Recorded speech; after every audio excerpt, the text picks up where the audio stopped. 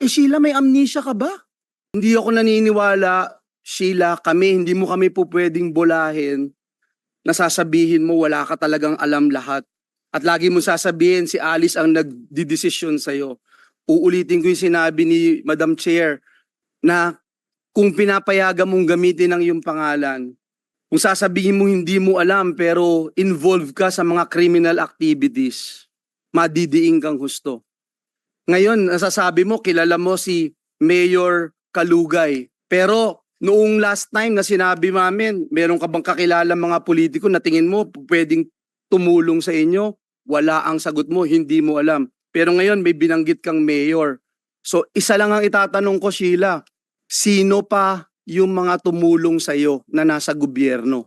Hindi ko po talaga alam. Ang kakilala ko lang yung kaibigan po ni Alice na yun lang po si Mayor Dong.